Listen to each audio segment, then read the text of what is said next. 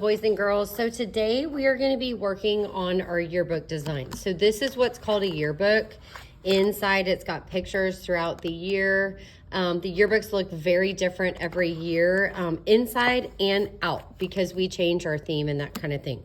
So if you notice, this was a couple years ago. The person that won this was in 5th grade. They won the yearbook design. So 5th grade has a chance to win the front of it. And then there's a spot for each grade on the back, okay? So we don't want to like focus on that because our theme is going to be a little bit different this year, but we'll talk about that in a little bit. So in a minute, you're going to get a piece of paper that looks like this. If you notice, that paper is the same exact size as the cover of the yearbook. So we want to make sure that our paper's not side to side, because that's not the shape of the yearbook. We want to make sure it's up and down. You are going to do your design in pencil.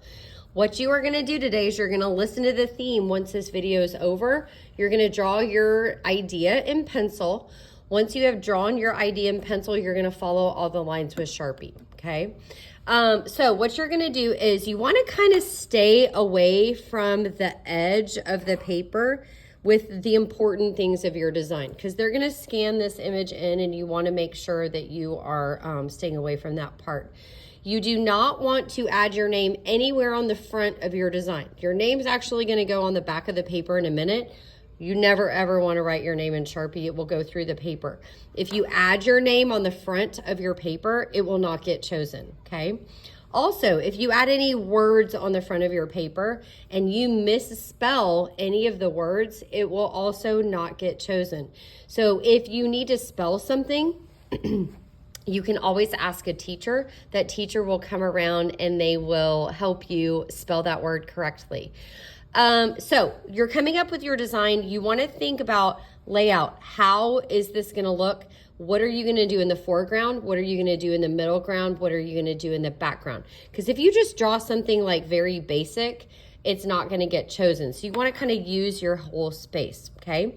So in a minute, your teacher is going to explain what the theme is, and then you are going to start working.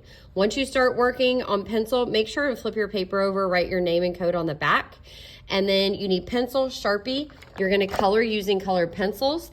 If you get to the point where you have a large space and you are done, and you don't want to color that whole space with colored pencil, say you have a background that's kind of big, and maybe you want to do the sky, you can always use an art stick. They're in the containers with the blue boxes in the supply closet.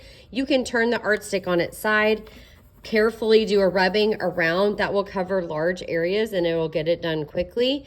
And you can do that to kind of finish off the end. This is due today, so you only have today to do this, and I cannot wait to see what they look like.